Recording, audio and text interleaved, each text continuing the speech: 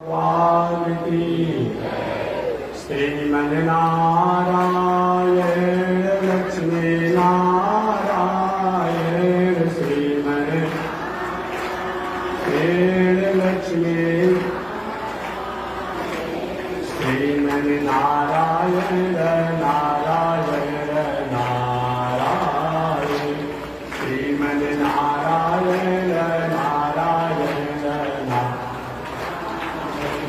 श्रीमन्नारायण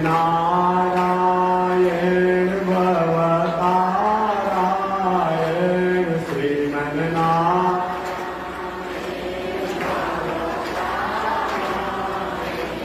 लक्ष्मी नारायण नारायण नारायण लक्ष्मी नारायण नारायण नारायण आग लगी आकाश में दर्शन लगे अंगारों आग आकाश में दर्शन लगे संत नहीं होते जग में तो जन्म का संसार हो संत नहीं होते जग में तो जन्म का संसार श्रीमन्नारायण नारायण नारायण श्रीमन्नारायण नारायण नारायण लक्ष्मी नारायण नारायण नारायण लक्ष्मी नारायण नारायण नारायण श्रीमन्नारायण नारायण नारायण श्रीमन्नारायण नारायण नारायण बोलिए श्री लक्ष्मी नारायण भगवान की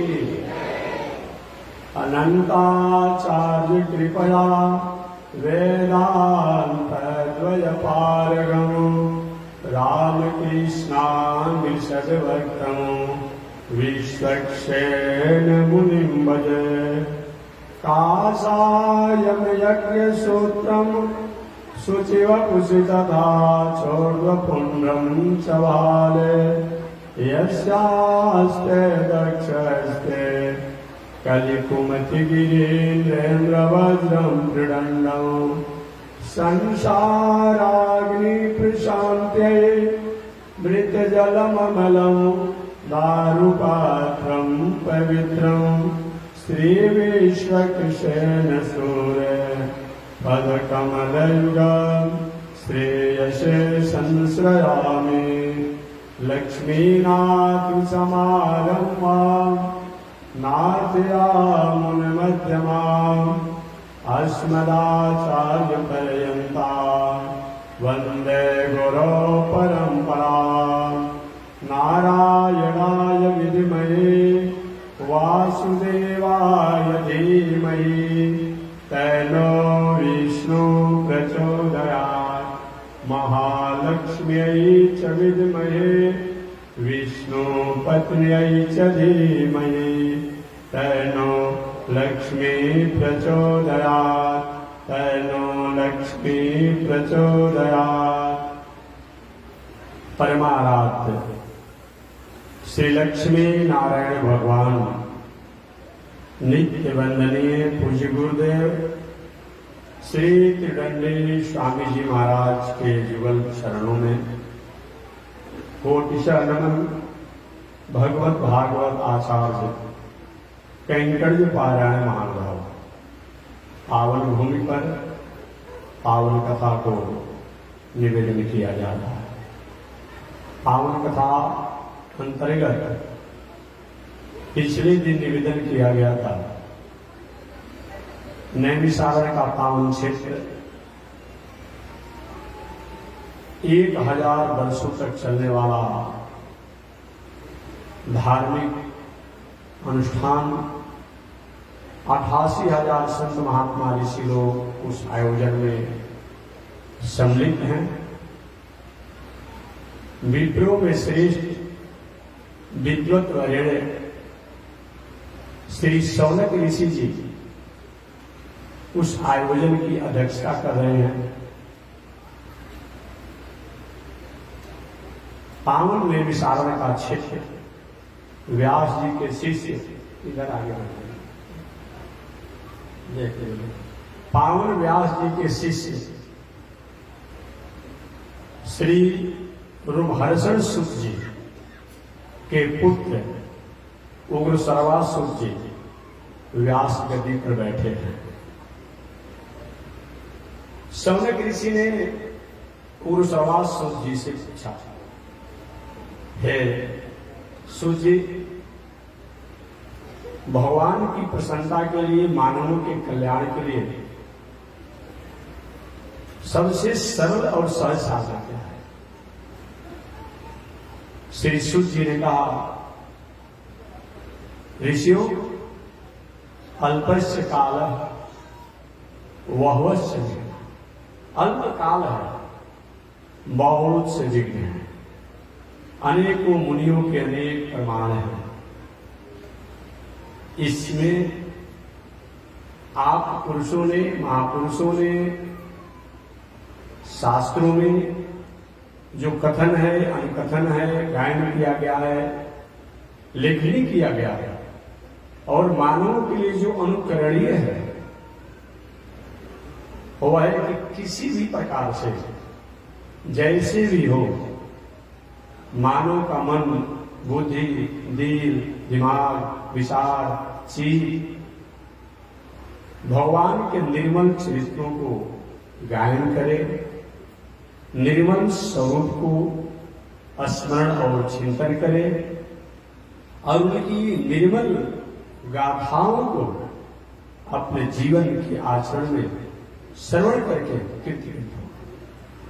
शौनक जी ने पूछ दिया, महाराज भगवान और भगवान कितने? भगवान किसे कहते हैं? सुत जी ने कहा, जिसके द्वारा ये दुनिया फलती है, फूलती है, विकसित होती है और अंत में जाकर उसी में, उन्हीं में लय हो जाती है, उन्हीं को भगवान कहते हैं। हमेशा मैं कहता हूं, all thing bright and beautiful, all creation great and small, जन्म आदस्य जतो नयाद करदस, चारथे सुभिज्ञ स्वरा, तेरे ब्रह्म हृदय आदि कवये मुह्यन्ति यति सूर्य। वेदांत दर्शन में, उपनिषद में जन्म आदस्य, जिसके द्वारा जन्म, पालन, संहार और मोक्ष होता है, उनको भगवान कहते हैं, उनको ब्रह्म। एकाक्षरी कोश के अनुसार भ शब्द प्रकाश वाचक, ग शब्द ज्ञान वाचक, व शब्द वैभव वाचक और न शब्द लेख वाचक, जिसके द्वारा पूरी दुनिया प्रकाश को प्राप्त करती है, ज्ञान को प्राप्त करती है, वैभव को प्राप्त करती है, और जिसके नेक के कारण ही दुनिया इस संसार में फलती है, फूलती है, विकसित होती है, उन्हीं को भगवान कहते हैं। महाराज भगवान कितने? सुत जी ने कहा, भगवान तो अनंत है, अनंत भगवान है। उन अनंत भगवान में जिन भगवान द्वारा विशेष प्रकृति, सृष्टि, समष्टि और प्राणियों का उपकार किया गया है, वह भगवान 1008 है। वही 1008 के सूचक विष्णु सहस्त्रनाम है। उन 1008 भगवान के अवतारों में 108 मुख हैं, उन 108 में 24 मुख हैं, उन 24 में 10 मुख हैं, उन 10 मुख में 4 मुख हैं, रामावतार, कृष्णावतार, वामनावतार, नरसिंहावतार। उन 4 अवतारों में 2 मुख हैं, रामावतार और कृष्णावतार। राम जी मर्यादा के अवतार, कृष्ण भगवान कृपा के अवतार। राम जी मर्यादा से कभी हटकर कोई समझौता नहीं करते, और कृष्ण भगवान पात्रता नहीं देखते हैं, कृपा कर देते हैं। श्रीमद् भागवत महापुराण में व्यास में लिखा है ना, अहो बकीयम किलकाल कूटम, जो बकासुर की बहन पूतना जिन कृष्ण को मारने के लिए गए थे, उन पूतना को भी उन्होंने वही गति मुक्ति दिया जो बाद में देवकी और यशोदा को प्राप्त हुआ।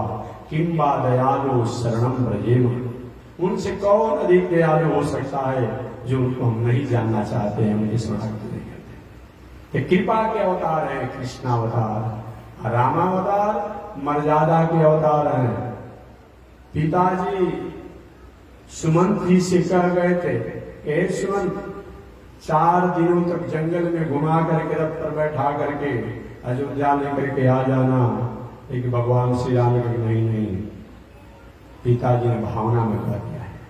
जबकि एक तरफ पुत्र का लक्षण बताया गया है, जीवतो वाक्य करना छयाए भूरि भोजना, जब तक माता पिता जिंदा रहे उनकी आज्ञा और मर्यादा को पालन करना चाहिए। स्वयं भगवान श्री राम दशरथ जी के कहने के बाद भी लौट नहीं। जब जाने लगे राम जी तो दशरथ जी ने कहा, हे राम हमें दिवालिया घोषित कर दीजिए, हमें जेल में बंद कर दीजिए। मैंने जो भी बात कहा है कैकेयी के सामने, उसकी षड्यंत्र मंत्रणा में उसको आप नकार दीजिए और अयोध्या की गद्दी पर बैठ जाइए। फिर भगवान श्री राम मर्यादा को पालन करने वाले हैं। पिताजी जब स्वस्थ अवस्था में थे तब तो माता कैकेयी को वरदान दी, अभी पुत्र भावना के कारण अस्वस्थ हो गए हैं, मुंह में ये बात कैसे चल जाएगा। भगवान श्री राम गए, वहां भरत जी से रात भर टकरार हुआ चित्रकूट में कि नहीं भैया आपको तो अयोध्या में चलना पड़ेगा। भगवान श्री राम समझाते रहे, अंत में गए कि भरत देखो मेरी व्रत को पूरा होना चाहिए, पिता माता की भावना को हमें आदर करने दो, मैं 14 वर्षों के बाद आऊंगा। अगर तुम कहोगे चित्रकूट चलने के लिए तो मैं तुम्हारे बचनों को भी अनादर नहीं करूंगा कि बचपन में जब तुम हार जाता था तो मैं तुम्हें जिता देता था, तो आज मैं तुम्हारी भावना को मैं आदर करता हूं, लेकिन तुम मेरी भावना को भी थोड़ा विश्वास करो। जब भगवान श्री राम ने भरत जी पर विचार दे दिया, छोड़ दिया, भरत जी भैया मैं नहीं कहूंगा अयोध्या चलने। अगर अयोध्या में जाने के बाद भी आपको प्रशंसा नहीं होगी तो हम अयोध्या ले जाकर क्या करेंगे, क्या करेंगे? इसलिए आप जंगल में ही रहिए। लेकिन 14 वर्ष के बाद यह भरत आप वियोग को सहन नहीं कर पाएगा और 14 वर्षों के बाद नहीं आने पर मैं मृत्यु को प्राप्त हो जाऊंगा। भरत जी वहां से मैं कहना चाह रहा था कि मर्यादा अवतार है राम जी।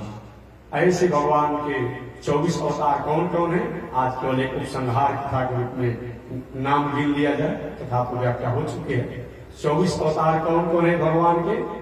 सबसे प्रथम सनक सनंदन सनातन सनत। दूसरा भगवान का अवतार वराह अवतार। तीसरा नारद जी का अवतार। चौथा नर और नारायण का अवतार। पांचवा कपिल देव का अवतार। छठवां दत्तात्रेय जी का अवतार। सातवां यज्ञावतार। आठवां ऋषभ देव का अवतार। नौवां राजा पृथु का अवतार। 10वां मत्स्यावतार। 11वां कूर्मा अवतार। 12वां धन्वंतरी अवतार। 13वां मोहिनी अवतार। 14वां नरसिंहावतार। 15वां वामनावतार। 16वां परशुरामा अवतार। 17वां व्यास जी का अवतार। 18वां राम जी का अवतार। 19वां बलदेव जी का अवतार। 20वां कृष्ण का अवतार। 21वां हरि का अवतार। 22वां हंसावतार।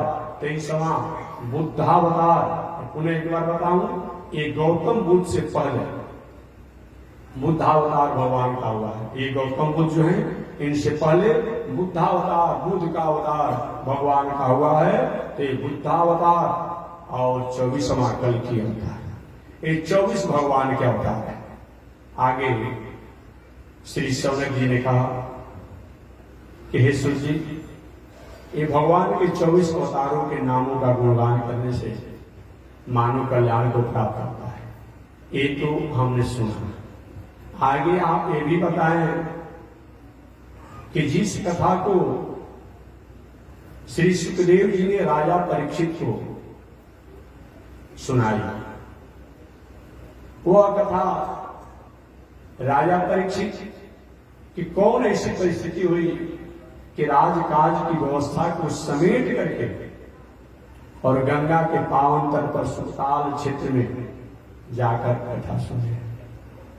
वह कथा किस कारण हुआ, किस स्थान पर हुआ और कैसे प्रेरणा प्राप्त हुई राजा परीक्षित को, इसको सुनिए। आप ये भी बताइए कि श्रीमद् भागवत महापुराण की रचना महर्षि वेदव्यास जी महाराज ने की।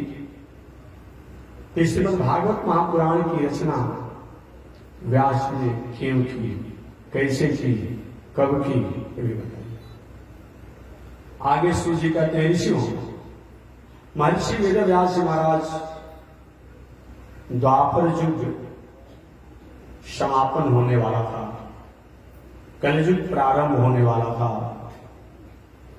उस समय व्यास जी महाराज भगवान के कला अवतार, विद्या के अवतार, ज्ञान के अवतार, अंशावतार के रूप में इस संसार में है। व्यास जी दूसरा कोई नहीं है, साक्षात भगवान ही व्यास जी के अवतार के रूप में। भगवान के अलग अलग अवतार हुआ, उस अलग अलग अवतारों में वेद को, उपनिषद को, शास्त्र को जिस तरीका से संसार और समाज के लोगों को जनाया जाए, समझाया जाए, उपयुक्त मौका नहीं मिला। बीच बीच में बहुत से भगवान के अवतार हुए, हयग्रीवा अवतार हुआ, ब्रह्मा जी के निद्रा की अवस्था में वेद को राक्षसों द्वारा चुरा लिया गया था, हयग्रीव नाम के राक्षस द्वारा। हयग्रीव अवतार लेकर भगवान ने उसका उद्धार किया। और भी बीच बीच में वेद शास्त्र की रक्षा भगवान ने किया।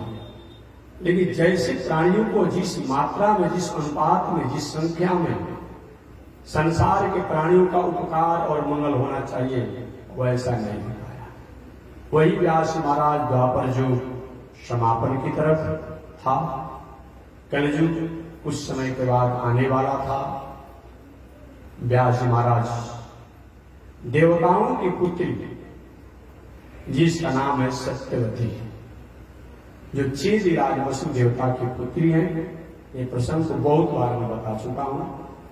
चेदिराज वसु की पुत्री सत्यवती से सत्यवती जन्म लेते ही उनके माता पिता ने उनका लालन पालन नहीं किया, पोषण नहीं किया, समुद्र में फेंक दिए। उसको एक निषाद ने मछली के द्वारा उस कन्या को प्राप्त किया और उस कन्या को अपना बेटी मान लिया निषाद ने। इसलिए उस कन्या का एक नाम मत्स्यगंधा भी है, जोजनगंधा भी है, निषाद कन्या के भी नाम से जानी जाती है, और सत्यवती है। वह सत्यवती देवताओं की पुत्री है। देवताओं द्वारा आज्ञा हुआ कि हमारी वंश परंपरा की, कुल परंपरा की एक लाडली बेटी है, जो और 8 वसु देवताओं में एक वसु देवता द्वारा जन्म को प्राप्त किया। पालन पोषण का भार कौन संभाले, इस बीमारी को अस्वीकार करते हुए देवताओं ने समुद्र में फेंक दिया और मछली उसको निगल गई। मछली को मछुआरा ने पकड़ा, मछली के व्यवहार में लिया। मछली के पेट में जो बेटी थी वह सत्यवती का पालन पोषण करके अपना दत्तक पुत्री उस निषाद ने मान ली। वह देवताओं की पुत्री है। उसके द्वारा पराशर जी आप अपने तेज साधना का प्रति आरोपण करके एक सुंदर ज्ञानी विज्ञानी पुत्र को इस संसार में प्रकट कीजिए। वहीं पराशर जी देवताओं और ऋषियों की प्रार्थना पर सहर्ष अपने शक्ति का प्रत्यारोपण करके और एक बालक को जन्म दिए, जिस बालक का नाम महर्षि वेदव्यास जी पड़ा।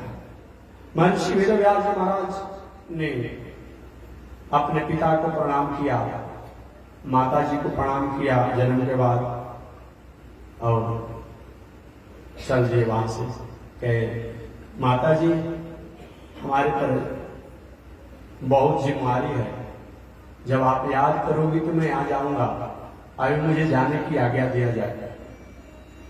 वही व्यास जी की माता सत्यवती ने व्यास जी को विदा किया, अपने पिता से भी आज्ञा लिए और सरस्वती नदी के तट पर बैठ करके व्यास जी द्वापर युग की समापन की घटनाओं को और कलयुग जो आने वाला है और कलयुग में क्या होगा, इन पर विचार करने लगे अपने योग द्वारा, अपनी साधना द्वारा, अपने चिंतन द्वारा।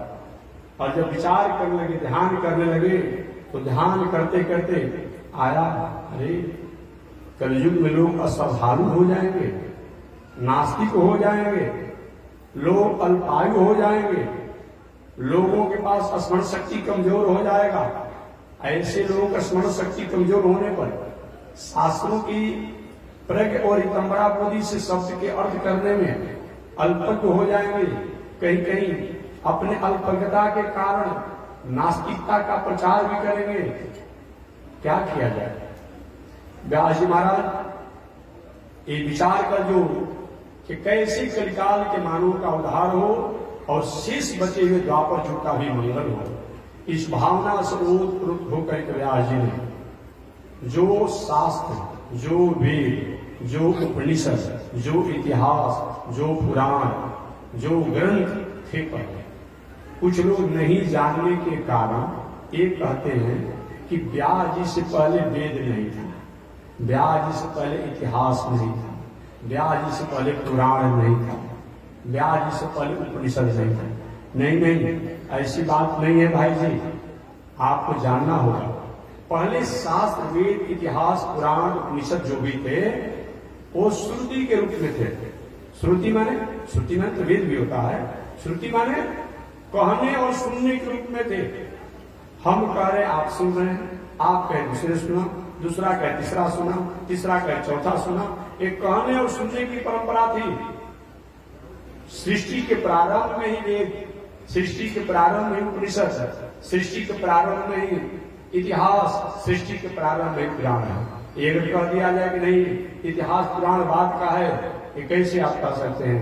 क्योंकि वाल्मीकि रामायण, आध्यात्म रामायण, काकभुसुंडी रामायण, लोमस रामायण, जो वशिष्ठ रामायण, ये सब संस्कृत के रामायण है। रामचरितमानस तो चौपाई मानस का जी का है, लेकिन ये सब संस्कृत के रामायण है। इन सभी रामायण में आया है कि भगवान श्री राम जब लंकापुरी से लंकेश रावण की वध करके जब आने लगे, तो पूरे अयोध्या में इतिहास, पुराण, वेद, उपनिषद का पाठ पूरे अयोध्या में हो रहा था। जब भाई व्यास जी से पहले उपनिषद था ही नहीं, जब व्यास जी से पहले वेद था ही नहीं, व्यास जी से पहले जब इतिहास था ही नहीं, पुराण था ही नहीं, तो पाठ कहां से हुआ? इधर सोचने की बात है कि भगवान राम त्रेता युग में हुए, व्यास जी द्वापर युग में हुए। इसलिए पहले श्रुति के रूप में था। जैसे आज भी जो बहुत बड़े बड़े विद्वान होते हैं, जब वेद की उच्चारण करते हैं बिना किताब देखे तो हस्त स्वर से या उच्च स्वर से जैसा उनका होता है, कितना बड़ा अच्छा लगता है। तो पहले जो शास्त्र था वो कहने और सुनने के रूप में था, किताब के रूप में, लेखनी के रूप में नहीं। इसीलिए तो मध्यकालीन समय में, अभी ये मध्यकालीन समय जो था, इस मध्यकालीन समय में कुछ विधर्मियों द्वारा हमारे राष्ट्र की वैदिक संस्कृति की धरोहर को, शास्त्रों को कहीं जला दिया गया, कहीं फेंक दिया गया, कहीं फाड़ दिया गया, कहीं गाड़ दिया गया, कहीं लेकर कुछ शास्त्रों को चले गए। आखिर वो शास्त्र है कहाँ? लेकिन वही जो रितंबरा बुद्धि से जो उनकी स्मरण शक्ति थी, जो मेमोरी था, उस मेमोरी के द्वारा पुनः उन ग्रंथों को लिखने के रूप में लिखा गया।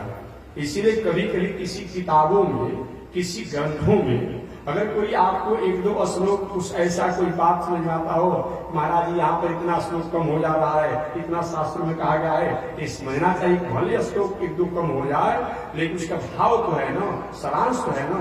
ऋषियों ने जब विधर्मियों द्वारा हमारे शास्त्रों को जब फाड़ दिया गया, फेंक दिया गया, जला दिया गया, फूंक दिया गया, तो वे स्मरण शक्ति जो था, जो मेमोरी जो था रितंबरा बुद्धि द्वारा, उसके द्वारा पुनः लेखनी लेकर के और समाज में आज हम लोग के सामने उपस्थित है। तो पहले सतयुग में, त्रेता युग में और व्यास जी से पहले द्वापर युग में कहने और सुनने की परंपरा थी शास्त्रों की, चाहे वह वेद हो, चाहे उपनिषद हो, चाहे इतिहास हो, चाहे पुराण, जो भी शास्त्र है।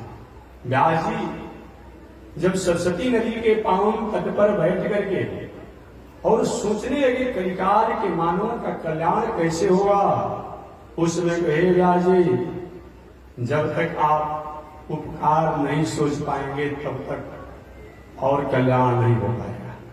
आगे व्यास जी ने भगवान की भावना से प्रेरित होकर के, श्रीमन नारायण की भावना से प्रेरित होकर के ऋग्वेद, यजुर्वेद, सबसे पहले, अब ऋग्वेद नहीं हुआ है, सबसे पहले उन्होंने 60 लाख श्लोक की एक संहिता बनाई और 60 लाख श्लोक की संहिता में 30 लाख श्लोक जो है देवताओं को जिम्मा दे दिया गया है कि देवता लोग इसके मंत्र जो है ये आपके काम की चीज है। बाकी बचा 30 लाख। उन 30 लाख श्लोक में से 15 लाख श्लोक जो है यक्षों की जिम्मा दे दिया गया, इसके मंत्र जो है ये आपके काम की चीज है। बाकी बचा 15 लाख और 15 लाख श्लोक जो है उसमें 14 लाख श्लोक जो है ये पितर देवताओं की जिम्मा दे दिया गया कि आपके काम की चीज है। बाकी बचा 1 लाख, वही 1 लाख श्लोक को वेद के नामों से जाना गया। वही पहले एक ही वेद था, उससे भी पहले ओंकार रूप में वेद था, ओम रूप में वेद था, और वही वेद ओंकार ओम रूप में होकर के बाद में ऋग वेद के नामों से जाना गया। आप पूछेंगे महाराज इतना विशाल वेद और ओंकार में कैसे से सारा ऋचाएं रहा, ये अप्रश्न करने की आवश्यकता नहीं है, ऐसा शंका करने की आवश्यकता नहीं है। आप रोज में उदाहरण देते रहता हूं मौका मिलने पर कि पीपल के बर की आपने एक फल को देखा होगा, वृक्ष को नहीं, आप फल को देखे होंगे। वृक्ष के फल कितना छोटा होता है, बहुत छोटा होता है। अब उस फल में एक बीज को देखे होंगे, बिया जो होता है पीपल का बर का कितना छोटा होता है, बहुत छोटा होता है। नाखून में अपने डाल दिए तो उसी में रुक जाएगा।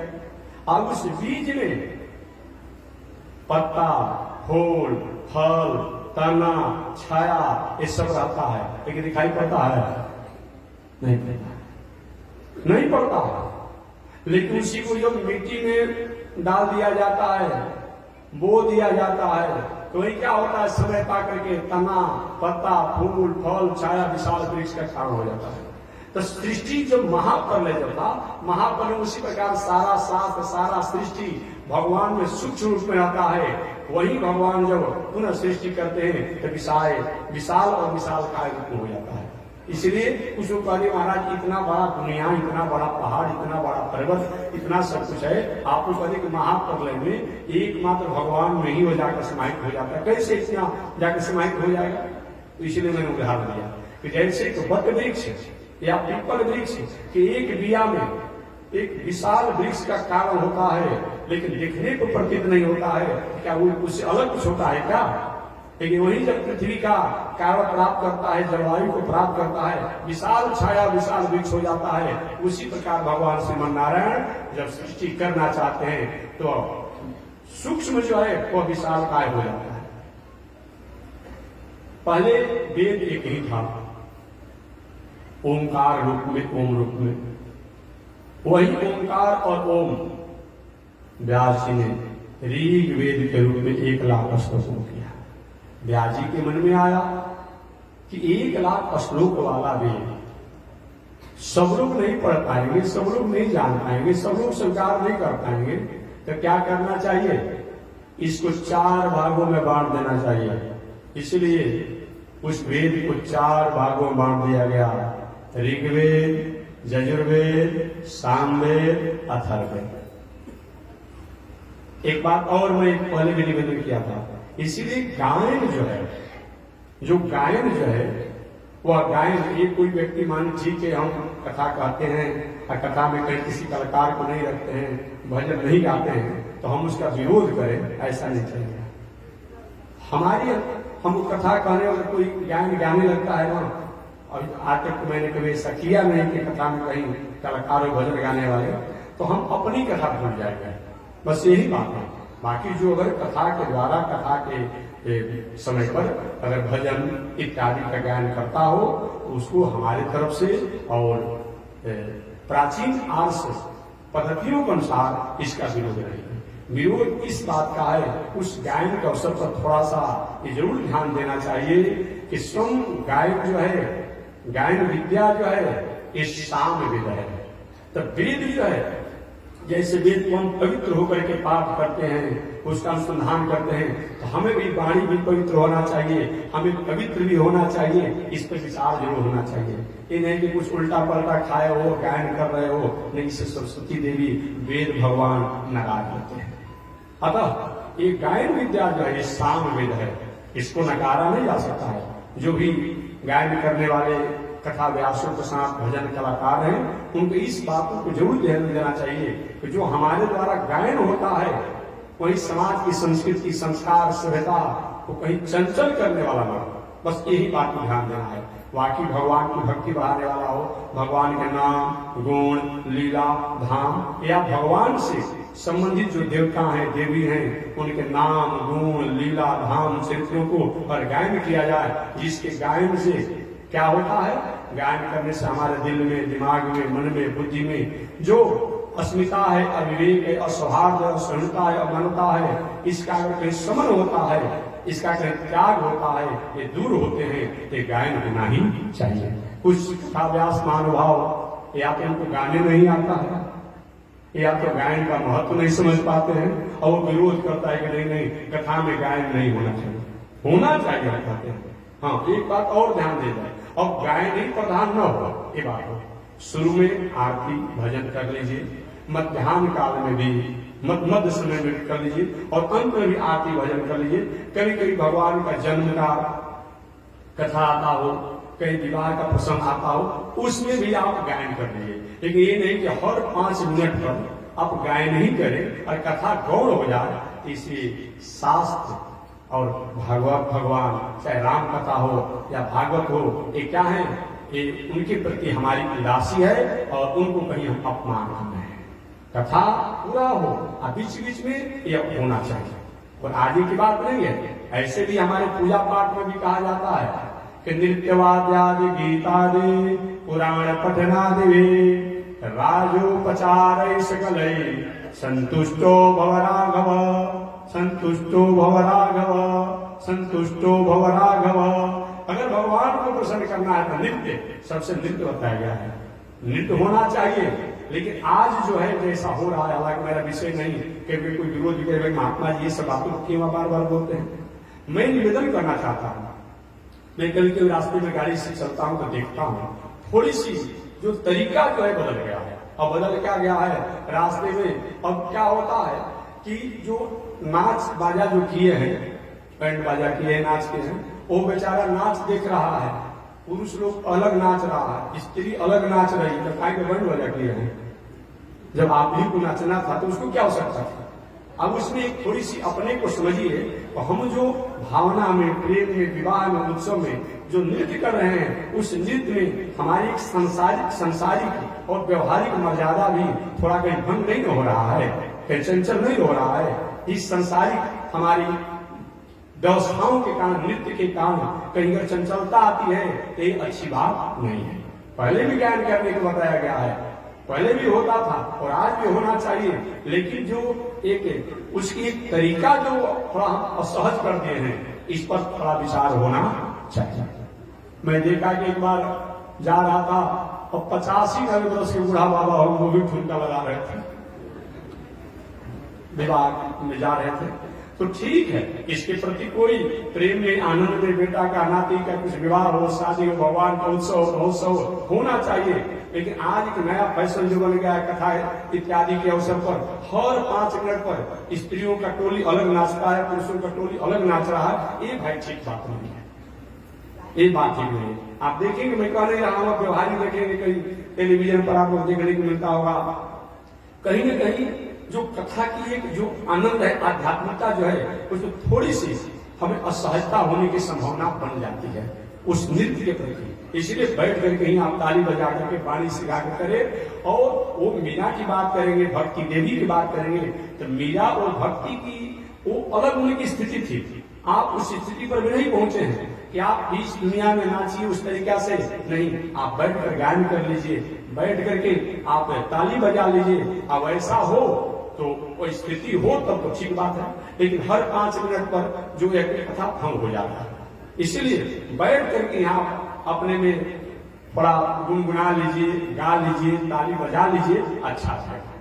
क्योंकि शास्त्र में इस पर कोई रोक नहीं है, लेकिन जगह देश काल पात्र के अनुसार हमें व्यवस्था करना चाहिए। नृत्य वाद्यादि, वाद्य का भी बताया गया है, नृत्य वाद्यादि गीत आदि, और गीत को भी बताया गया, ज्ञान को बताया गया है। नृत्य वाद्यादि गीतादि पुराण पठनादि भी, अतोवाद पुराण पठनादि भी राजोपचार सकल संतुष्टो भव राघव, संतुष्टो भव राघव, संतुष्टो भव राघव, ये होना चाहिए। तो मैं निवेदन करना चाह रहा था कि पहले वेद ओंकार रूप में था, ओम रूप में था, बाद में ऋग्वेद के नामों से जाना गया। व्यास जी ने कलयुग के मानवों की मेमोरी कमजोर होने के कारण उस वेद को, मेमोरी में समझते हैं, स्मरण शक्ति कहें, जो भी कहें, तो होने के कारण उस वेद को 4 भागों में बांट दिया। ऋग्वेद, यजुर्वेद, सामवेद, अथर्ववेद, ये 4 भागों में बांट करके अब व्यास जी ने अपने चारों शिष्यों को पढ़ा दिया, सुना दिया, समझा दिया और अधिकार दे दिया। 4 वेद को व्यास जी ने किया। वो कौन कौन? व्यास जी के 4 शिष्य और भी लोग थे। एक उन शिष्यों में पहले ऋषि, वैशंपायन ऋषि, जैमिनी ऋषि, सुमंत ऋषि, इन चारों ऋषियों को अलग अलग एक एक वेद का, पहले ऋषि को ऋग्वेद का, जैमिनी ऋषि जी को सामवेद का, और वैशंपायन ऋषि को सामवेद का, और जैमिनी ऋषि जी को अथर्ववेद का, और सुमंत जी को यजुर्वेद का अधिकार दे दिया। इस प्रकार एक एक ऋषियों को एक एक वेद का अधिकार दे दिया, और अधिकार देकर का बेटा इसका तुम लोग प्रचार करो। वही व्यास जी महाराज वेदों की रचना की, लेकिन मन में चिंता है। जे भी नेत्रों को बंद करते हैं व्यास जी, तो ऐसा होता है, देखते हैं कि आपस में अनेक प्रकार के उपद्रव घटनाओं को देख रहे हैं। सोई व्यवस्था में नहीं, बैठ करके जे भी भगवान का ध्यान करते हैं, नेत्रों को बंद करते हैं, तो व्यास जी देखते हैं कि अचानक बिजली गिर रही है, जो कैसे घटना नहीं होता है, सब देखते हैं। बिजली गिर रही है, आपस में आकाश टकरा रहे हैं, अनेक उपद्रव स्वरूप को देख रहे हैं, उपद्रव अनेक आकार प्रकार को देख रहे हैं। ये क्या हो रहा है, ये क्या हो रहा है? व्यास जी के मन में थोड़ी सी उदासी होती है, क्या मेरे द्वारा वेदों की रचना जो की गई है इसमें कहीं त्रुटि तो नहीं हो गया? क्या कुछ मैं कहना चाहता था, लिखा गया कुछ दूसरा? क्या मैं समझाना चाहता था दूसरा और कुछ समझा दिया दूसरा? ऐसा क्यों? आगे पुनः उस वेदों की विशुद्धीकरण के रूप में उपनिषद की रचना किया। उपनिषद की रचना करने के बाद भी व्यास जी को आत्मतोष नहीं हुई। उपनिषद का मतलब क्या होता है? उपमाने पास में नहीं, निश्चित रूप में सदवाने पहुंचाने, निश्चित रूप से ब्रह्म तक, उस तत्व तक पहुंचाने वाले ग्रंथों का नाम उपनिषद है। इससे भी व्यास जी को शांति नहीं मिली। व्यास जी ने वेद और उपनिषद का सारांश रूप में महाभारत की रचना की। महाभारत दूसरा कुछ नहीं है, वेद और उपनिषद का सहजीकरण है, सरलीकरण है, व्याख्या है महाभारत। देहात में लोग कभी कभी लोग कह देता है कि महाभारत नहीं पढ़ना चाहिए, क्यों नहीं पढ़ना चाहिए? तो महाभारत पढ़ने से संग्राम हो जाता है, घर में विवाद हो जाता है। तो जितने लोग महाभारत नहीं पढ़ते हैं, कम से कम उनके घर में तो झगड़ा नहीं होनी चाहिए। ऐसा कोई घर होगा जिसमें झगड़ा नहीं होता होगा? कौन कहता है कि महाभारत पढ़ने से घर में संग्राम होता है? इस भावना को आप त्यागिए।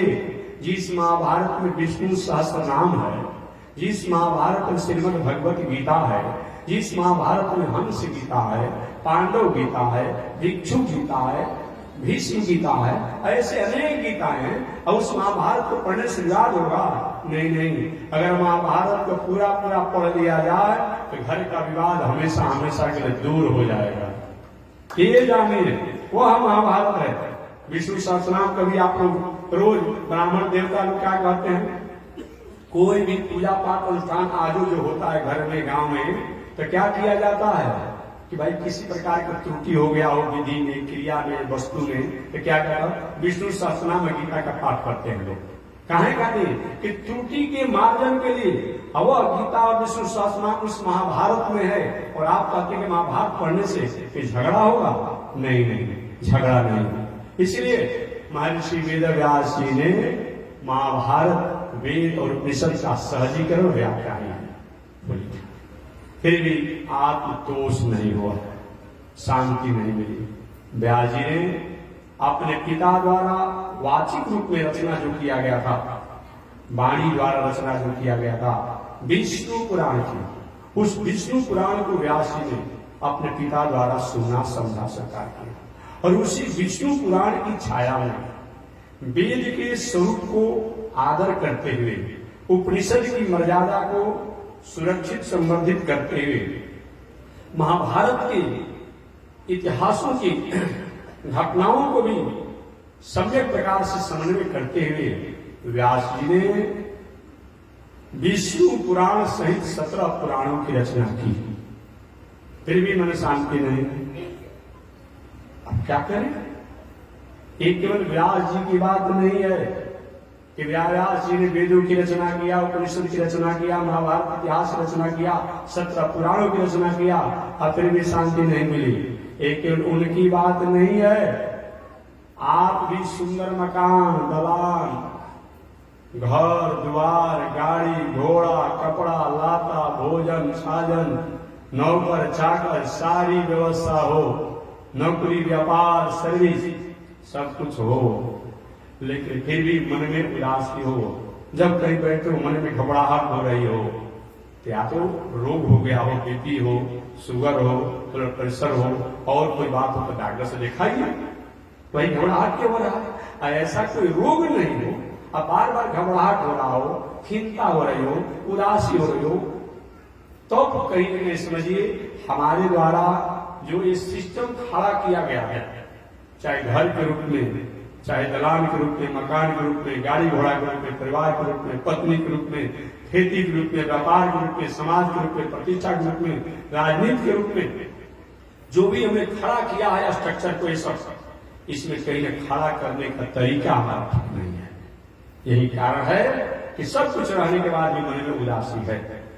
ये जानना चाहिए। गलत तरीका से कहीं आप घर द्वार दलान मकान सब कुछ कर लेंगे तो रात भर घर में करवट बदलते ही गिर जाएगा, दिन नहीं लगेगा। तरीका गलत है। कहीं गलत तरीका से आपने कोई वस्तु का संग्रह कर लिया है, रहेगा सुंदर सब कुछ, शांति नहीं रहेगी। इसलिए हमारा तरीका अच्छा होना चाहिए। तरीका खाने का, कमाने का, करने का, ये सब तरीका जो होना चाहिए अच्छा होना चाहिए। किसी प्रकार से धन को कमा लेना, एक शिकारी, एक हत्यारा, एक अपराधी, एक कसाई ये धन कमाता है। एक अच्छे तरीका से जीवन जीने वाला, व्यवसाय और नौकरी करने वाला व्यक्ति भी धन कमाता है। धन तो दोनों कमाते हैं, दोनों में नहीं होता है धन उसका। सोना चांदी रुपया मकाने दलाल जमीन होता है, लेकिन कमाने का तरीका अगर ठीक नहीं रहेगा तो मन में उदासी रहेगी, खिलता रहेगा। व्यास जी द्वारा शास्त्रों की रचना होने के बाद भी शांति नहीं मिले।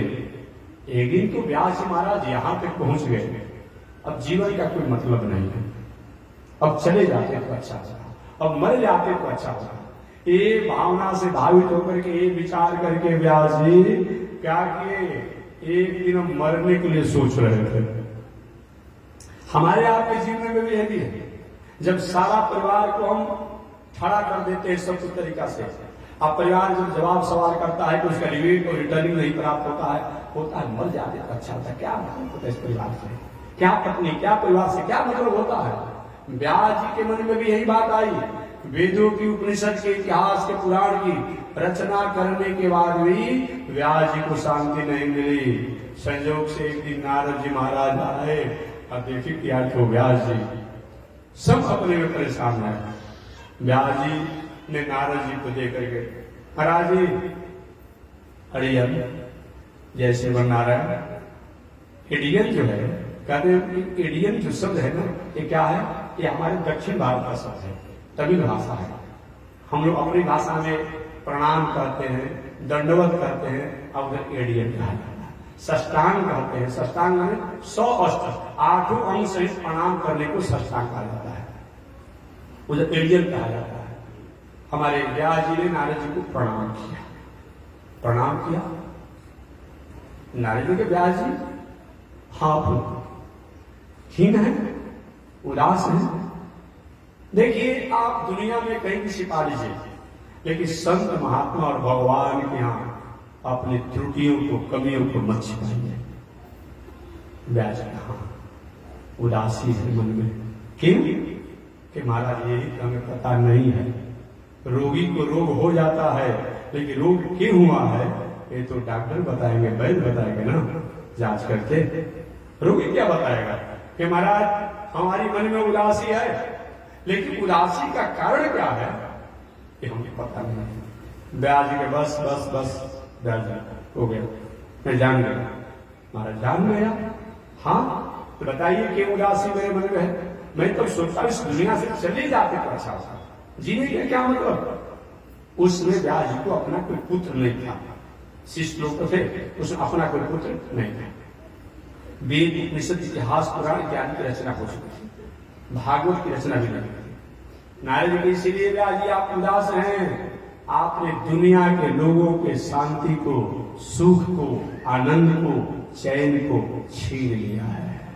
महाराज क्या बात करते, क्षमा कीजिए ऋषिवर, आपकी भाषा मैं नहीं समझ पाया। व्यास जी नारद से मैं आपकी भाषा को नहीं समझ पाया। महाराज मैंने जब से अपना होती संभाला है, जीवन संभाला है, किसी को अंगुली से झिराया तक नहीं है, किसी को अंगुली से भी अनुशासन नहीं किया है। और आप कहते हैं आपने दुनिया के आनंद को, सुख को, शांति को, चैन को छीन लिया है। ऐसा तो मैंने जीवन में कभी नहीं किया। नानी व्यास जी भले आपने अंगुली से किसी को अनुशासन नहीं किया है, लेकिन आपने अपने किताब द्वारा दुनिया के लोगों को अनुशासित ऐसा कर दिया कि अनुशासन ही उनको गलत मार्गों को भटकने का मौका मिल गया।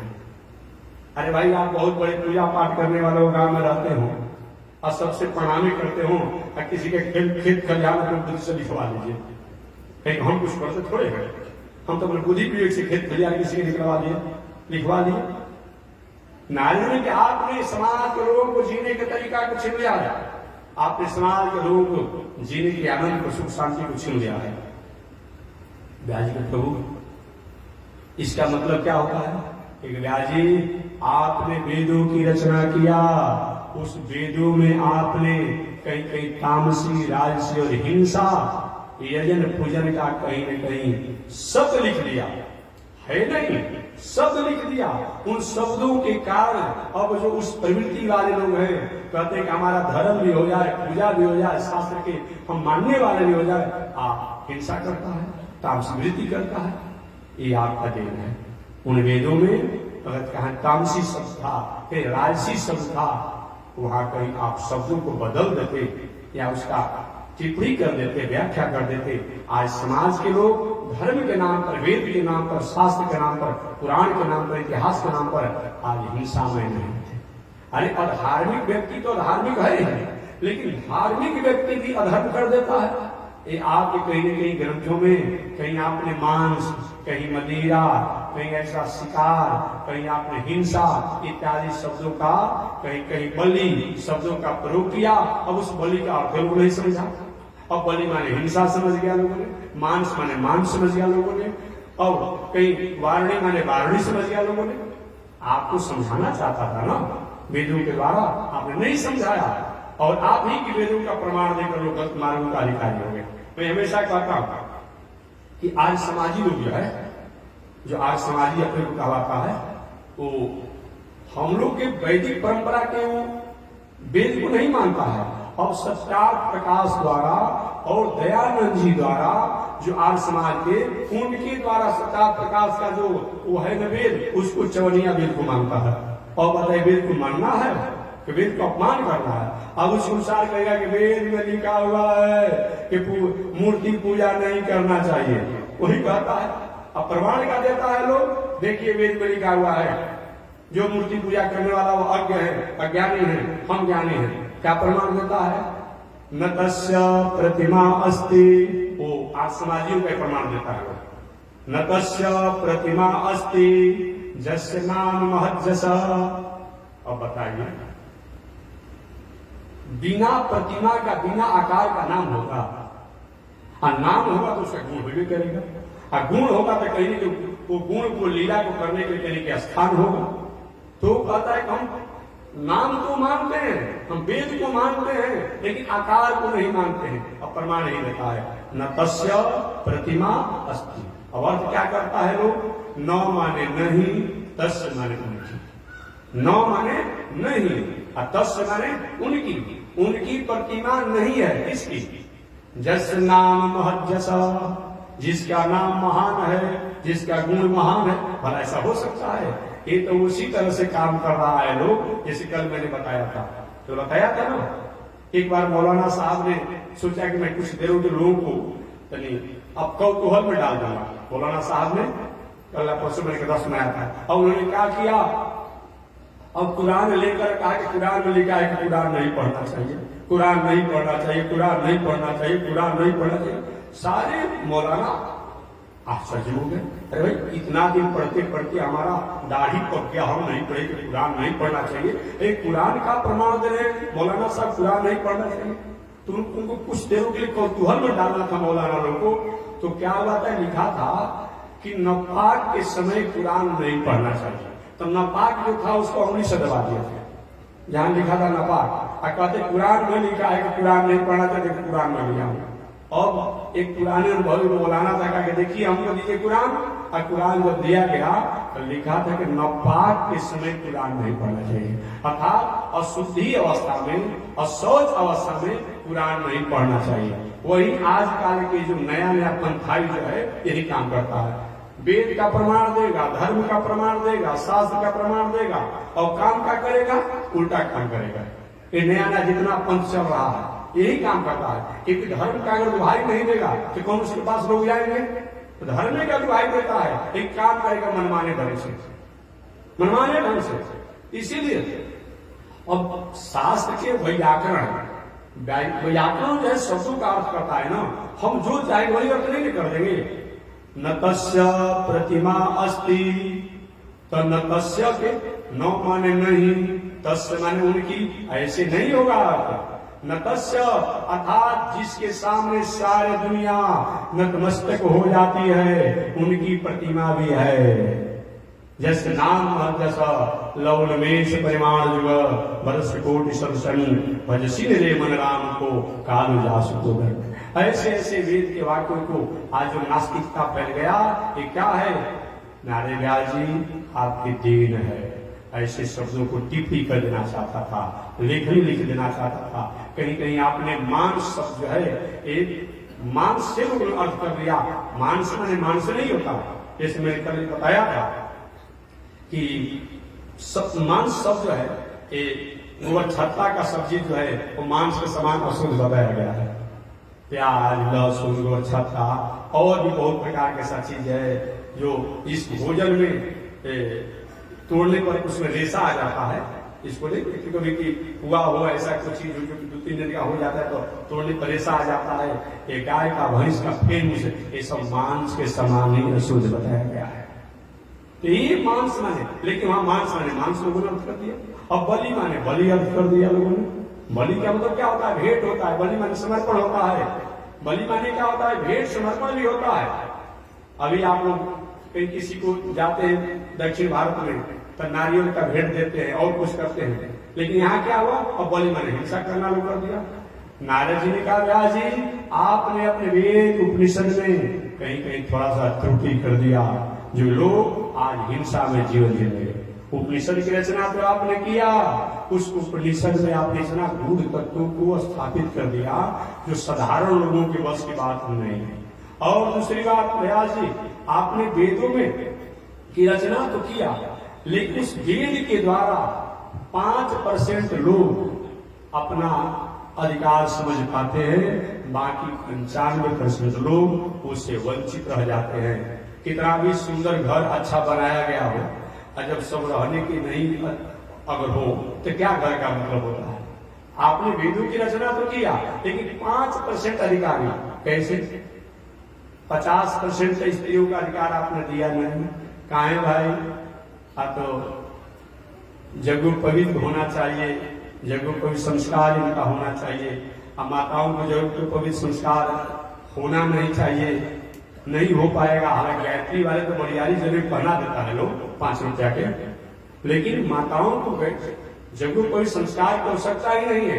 इनके साथ प्रकृति द्वारा, सृष्टि द्वारा एक ऐसा इनके जीवन में दिनचर्या है जो दिनचर्या से अलग नहीं हो सकती है। इसीलिए इनको हर अपने उम्र की अनुसार जब उम्र को संभालती है, अशुद्धि अवस्था होती है, और जब अशुद्धि अवस्था होगी तब इनका जगह कोई संस्कार भंग हो जाएगा, जनेऊ संस्कार भंग हो जाएगा, और पुनः अशुद्धि अवस्था समाप्त होगा तो उसमें जनेऊ का मुहूर्त नहीं रहेगा, तो जीवन बीत जाएगा जनेऊ संस्कार करते करते।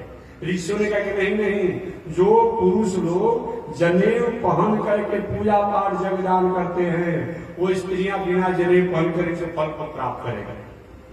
लेकिन गायत्री वाला क्या कर रहा है? लोग रेशम से 5-5 रुपए के जनेऊ से को बड़ियारी पहना देता है। यही कहां से रोक देगा? जो मैंने बताया कि माताओं के जीवन में कुछ एक ऐसी दिनचर्या है जो कि प्रकृति द्वारा है, वो जो हर अपने समय के अनुसार अशुद्धि अवस्था को प्राप्त करती है। ये कहां से कर देगा?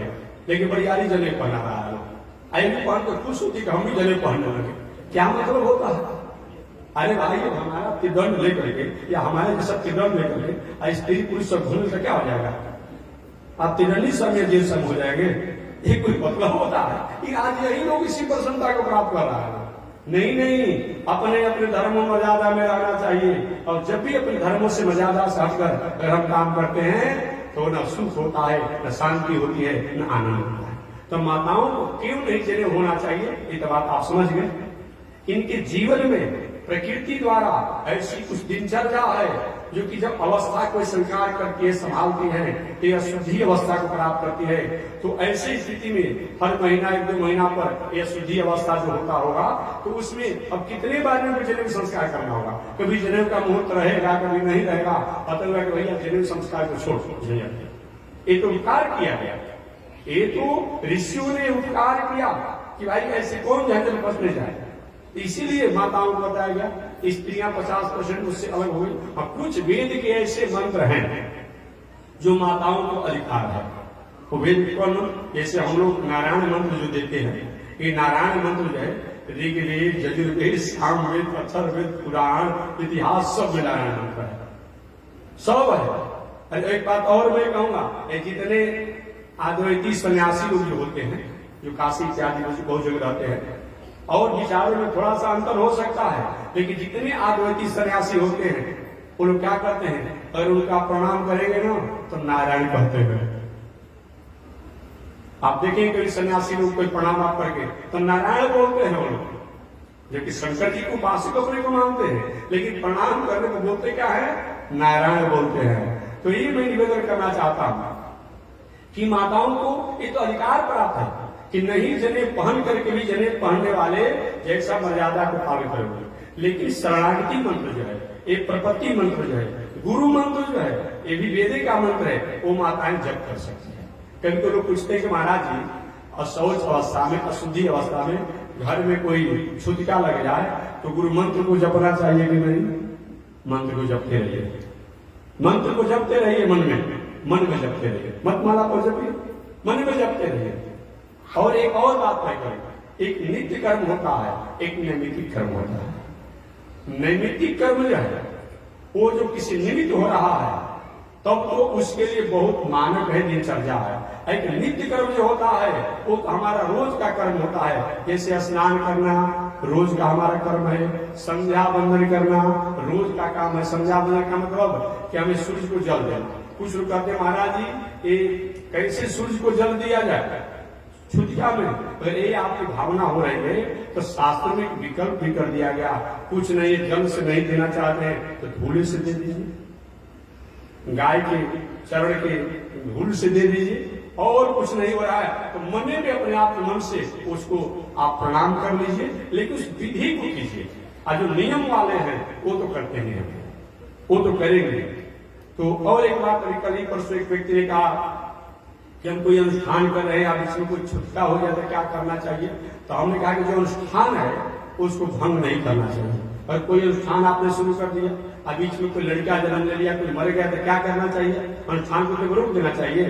नहीं, आप जो छुतिका हो रहा है उसमें सम्मिलित मत होइए और अपने अनुष्ठान को जब निकाल उसे पूरा कर लीजिए। और तब बाद में जाकर आप सम्मिलित होइए तो ये अनुष्ठान को पूरा कर लीजिए। कि कोई भी कार्यक्रम जो पहले जो किया गया है उसको पूरा करके और तब अपने आप में उसमें आप सम्मिलित होंगे। तो मैं निवेदन करना चाहता हूं कि माताओं को नारायण मंत्र जो है, जो हम लोग भी जपते हैं और आप भी, तो सब में इसमें अधिकार है। ये भी वेद का मंत्र है, ये वेद का ही मंत्र है, ये माताओं को अधिकार दिया गया। दूसरी बात, वेद में केवल स्त्रियों को अधिकार नहीं है। आप ध्यान देंगे वेद को नाभि से बल लगा करके जप किया जाता है, नाभि से बल लगा करके जप किया जाता है। तो अगर माताएं वेद के मंत्रों का स्वाध्याय करें, उच्चारण करें, तो समय पा करके इनको सृष्टि के विस्तार के लिए हमारे पूज्य गुरुदेव किरणी स्वामी जैसे, रामानुजाचार्य स्वामी जैसे और भगवान जो इस दुनिया में ऐसे संतों को, ऐसे पुत्रों को, ऐसे ऋषियों को, ऐसे देवताओं को, ऐसे भगवान को जन्म देना है, तो गर्भाधारण की शक्ति जो है वो कमजोर हो जाएगी। क्या हो जाएगी? कमजोर हो जाएगी। इसीलिए ऋषियों ने कहा कि वेद के मंत्र को नाभि से बल लगा करके उच्चारण किया जाता है। ओम सहस्र श्रीरेखा पुरुष, इससे नाभि से बल लगा करके उच्चारण करने से ये गर्भाधारण की शक्ति जो है वो कमजोर हो जाएगी। अतः ऋषियों ने कहा कि आप वेद की मर्यादा को आदर कीजिए। आपके पुरोहित द्वारा, गुरु द्वारा, पति द्वारा, भाई द्वारा और द्वारा जो होगा और आपका स्वीकृति प्राप्त होगा। ये तो आज आरक्षण मांगते हैं, हो रहा है ना। अब 20 नंबर आ रहा है, लेकिन 99 नंबर जो आया है उसके जैसा हमारा अधिकार प्राप्त होना चाहिए। यहाँ आरक्षण आप चाहते हैं, यहाँ आरक्षण दे दिया धर्म का तब विवाद कर रहे हैं। जो भी ऐसा लोग हैं, ये भी आरक्षण है कि भाई आप नहीं उसकी योग्यता है, आपकी नहीं एक्सपीरियंस है, आप फिर भी आपको अधिकार को स्वीकृत हो रहा है, ये तो आदर करना चाहिए, सम्मान करना चाहिए। अतः माताओं को वैदिक परंपरानुसार जनेऊ नहीं पहनना चाहिए। वैदिक परंपरानुसार वेद के बहुत से ऐसे जो है उन पर इनका अधिकार नहीं बताया गया। इसमें दो ही कारण है। एक, हर महीना में जब अपनी अवस्था संभालती है अशुद्धि हो जाती है, उसको लेकर जनेऊ का संस्कार को लेकर के, और दूसरा, अगर वेद के मंत्रों को बार बार उच्चारण करेगी तो समय पा करके इनके जो गर्भाधान की शक्ति जो है वो कमजोर हो जाएगी, आगे सृष्टि का विस्तार पर बाधा पहुंचेगा। अतः ऋषियों ने कहा। आगे नारद जी ने कहा, व्यास जी आपने वेदों की रचना तो किया, लेकिन 5% लोग अधिकारी हुए, 50% स्त्रियां नहीं रही। अब बाकी जिनका अधिकार भी है उनका खान पान, रहन सहन, उठन बैठन, बोल चाल ये ठीक नहीं है। तो लगभग 40%, 45% वे लोग भी छट जाते हैं। तो कितने बचे? मात्र 5% लोग जो है वेद द्वारा अपना जीवन जी पाते हैं। इतना पवित्र ग्रंथों की आपने रचना किया, इसलिए आप उदास हैं। आगे व्यास जी ने कहा, नारद जी ने कहा, आपने उपनिषद की रचना किया। इस उपनिषद में आपने ऐसे गुण तत्वों को स्थापित कर दिया कि लोगों की समझ की बात नहीं हो पाती है। जब समझ नहीं पाएंगे तो उस पथ पर कैसे चलेंगे, उस मार्ग पर कैसे चलेंगे। अतः उपनिषद लिखने के बाद भी आप कुछ नहीं हुआ। जहां तक आपने इतिहास लिखा तो नारद जी कहते हैं, व्यास जी आपने अपने कुल खानदान के लोगों का जितना प्रशंसा लिखा ना उतना भगवान की प्रशंसा आपने नहीं लिखा। आप अपने परिवार में फंस गए।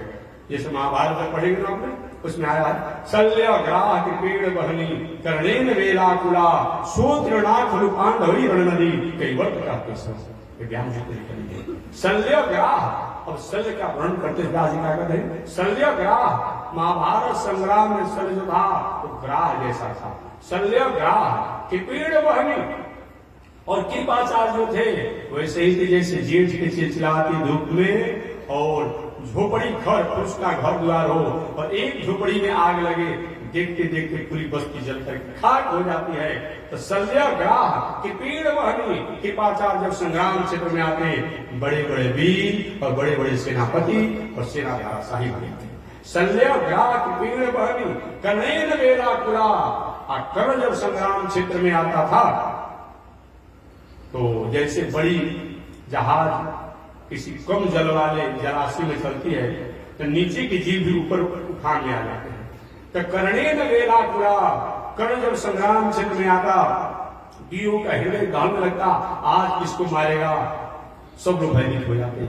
सो तृणाथ रूपांधवी नदी कई वर्त कहते से। अब भगवान का जब व्याख्या करना हुआ तब व्यास ने महाभारत में क्या किया, उनको कई वर्त कहे और उनको नाविक कर दिए। नारी ने कहा व्यास जी आपने अपने कुल खानदान लोगों की प्रशंसा में बहुत मन लगाया है, बहुत लिखने का आपने श्रम से लिखा है, वैसा भगवान में आपने नई स्थिति किया है महाभारत में, इसीलिए ऐसा है। अरे आपका जो उद्देश्य है, लक्ष्य है, वो करना चाहिए था। जहां तक पुराणों की बात है वहां भी आपने भ्रम में डाल दिया। अब जिस पुराण को आपने लिखा उसमें प्रधान ने उसको बता दिया। अब शिव पुराण पढ़िए तो होता है कि शंकर बाबा से कोई बड़ा नहीं है, ब्रह्म वैवर्त पुराण पढ़िए किसी में ब्रह्मा से कोई बड़ा नहीं है, किसी में होता है कि इंद्र से कोई बड़ा नहीं है, किसी में होता है कि और किसी से बड़ा नहीं है। अब लोग भ्रम हो जाते हैं कि आखिर क्या करें, ब्रह्मा बड़े हैं कि शंकर बड़े हैं कि गणेश बड़े हैं कि सूर्य बड़े हैं, और भ्रम हो जाते हैं। व्यास जी इस संसार के लोग भ्रम में रहेंगे और आप शांति चाहते हैं। व्यास जी कहे प्रभु ये मेरा उद्देश्य नहीं था, मेरा उद्देश्य यही था कि जिसका विवाह हो उसका गीत गा दिया है। तुमने जिस पुराणों की रचना किया उसमें उसको श्रेष्ठ बता दिया। मेरा ही नहीं कि मेरी किताबों द्वारा भ्रम में फंस जाएंगे। आज जो होता है आपका ड्राइवर, आपका मुंशी मैनेजर हो, आपका कर्मचारी हो, फिर उसका विवाह हो, एक एक गाड़ी होगा, एक एक पालकी होगा, तो आपकी किसका उतारा जाएगा, माला किसको लगाया जाएगा, पलकी को किसको बैठाया जाएगा, उसको बैठाया जाएगा। लेकिन उसको भी जानना चाहिए कि आज भर के लिए केवल हम यहाँ हैं, कल तो जाकर मालिक का मुंशी का काम करना ही पड़ेगा, मैनेजर का काम करना ही पड़ेगा, ड्राइवर का काम करना ही पड़ेगा। लेकिन वह सब अपने आप मालिक से बड़ा मान ले, एक विडम्बना है। व्यास ने कहा कि मैं जिस ग्रंथों को लिखा उसकी प्रधान देव के रूप में लिख दिया, लेकिन मेरे ग्रंथों द्वारा भ्रमित हो गए लोग। महाराज ने गलती हो गया। व्यास जी जब तक से आप सारे शास्त्रों का वेद उपनिषद इतिहास पुराण के समन्वय करके ग्रंथों की रचना नहीं करेंगे तब तक आपको शांति नहीं मिलेगी। व्यास जी का क्षमा कीजिए, अब नहीं होगा। स्मरण शक्ति कमजोर हो गई है, आंख से दिखाई कम पड़ता है, कान से सुनाई कम पड़ता है, शरीर में झुर्रियां पड़ गई है, चला नहीं जाता है। महाराज मुझसे नहीं होगा, जो हो गया सो हो गया, रहने दीजिए। नारी व्यास जी पुरुषार्थी व्यक्ति जो होता है जीवन के अंतिम क्षण तक साहस और पुरुषार्थ को त्याग नहीं करता है। आज एक पुरुषार्थ का फल है कि कहा एक गंधर्व का बेटा नारद आज देवर्षि नारद बना हुआ है। इसलिए आप पुरुषार्थ कीजिए और पुरुषार्थ करेंगे तो आपको सहायता मिलेगा। आगे हमारे नारद जी ने व्यास जी को चतुश्लोकी भागवत को सुनाया, पढ़ाया, समझाया और कहा व्यास जी इसकी आप विस्तार से व्याख्या करें। वही नारद जी की आज्ञा को पाकर के व्यास जी ने गणेश जी की सहयोग लेकर के और श्रीमद् भागवत महापुराण ग्रंथ की रचना की और तब व्यास जी को आत्मतोष हुआ। बोलिए व्यास जी महाराज के, श्रीमद् भागवत महापुराण की ग्रंथ की रचना तो कर दिए, लेकिन इसकी बौद्धिक विरासत संभालने वाला कोई होना चाहिए। सुंदर घर द्वार दलान बना दीजिए और लड़का ही नहीं हो, चिंता बनी रहती है, मेरे बाद कौन इस मकान का डेंटिंग पेंटिंग करेगा, कोई आएगा मेरे नाम पर, कौन पानी पिलाएगा, कौन खिलाएगा, और ब्याज में चिंता होगा। एक भी पुत्र हो जाता, भगवान से प्रार्थना की प्रभु का जीवन इससे चला जाएगा, एक भी मेरा पुत्र हो जाता तो कृपा हो जाता। कोई स्वयं भगवान श्रीमन नारायण ही राधा रानी का लीला सुख जो थे, वह लीला सुख ही स्वयं व्यास जी के पुत्र के रूप में इस संसार में आए, और वही सुखदेव जी है। बोलिए श्री सुखदेव जी महाराज की। श्री सुख जी ने कहा कि हे सौनक जी, हे ऋषियों, वही सुखदेव जी राजा परीक्षित को भागवत कथा सुना करके, जो उनके व्यास जी द्वारा रचना जो हुआ सुखदेव जी के पिता द्वारा, वही भागवत कथा को सुना करके अब मानवों का कल्याण किए, और साथ ही साथ राजा परीक्षित को वही भागवत कथा सुनाए। सौनक जी ने पूछा महाराज राजा परीक्षित राजा, और सुखदेव जी को मैंने सुना परम ज्ञानी वीर, इन दोनों का संबंध कैसे हुआ? एक इतनी ऊंचाई पर वैराग्य है कि दुनिया से उनको मतलब नहीं है, और कितने राजकाज की व्यवस्था में है, उनको बहुत संत महात्मा से मतलब नहीं। इन दोनों का संबंध कैसे हुआ, मैं इसको जानना चाहता हूँ। तो शेष चर्चा अगले दिन आज इसी के साथ वाणी विराम, आगे परमात्मा की जैसे श्रीमन नारायण लक्ष्मी नारायण श्रीमन नारायण लक्ष्मी श्रीमन नारायण नारायण नारायण श्रीमन नारायण नारायण नारायण। आग लगे आकाश में बरसन लगे अगा, ओ आग लगे आकाश में बरसन लगे। संत नहीं होते जग में तो जगमगता संसार, ओ संत नहीं होते जग में जगमगता संसार। श्रीमन नारायण नारायण नारायण श्रीमन नारायण नारायण नारायण। तने देखी रघुनाथ जी मारे ओरिया, संगीता की रघुनाथ जी बगसर में आके रहुआ तड़का के मरनी, बगसर में आके रहुआ तड़का के मर। गौतम नारी अहिल्या के तरनी, गौतम नारी अहिल्या के तरनी। देखी रघुनाथ जी हमारे ओरिया, तनी देखी रघुनाथ जी हमारे ओरिया। श्रीमन नारायण नारायण नारायण लक्ष्मी नारायण नारायण नारायण। बोलिए श्री लक्ष्मी नारायण भगवान की, विश्ववंदन राजा श्री तिरंगे स्वामी महाराज की। हरि ओम। शांति शांति शांति।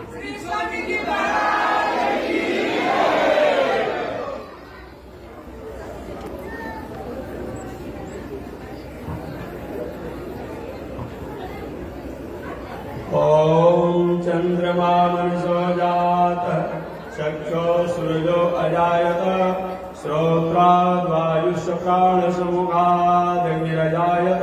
श्रीशते लक्ष्मी शबद्र्यामहोरात्रे, पार्श्वे नक्षत्राणि रूपमस्मिनो व्यातं ईश्वरिकाण मोमयि घाण सर्वलोकं मयि घाण।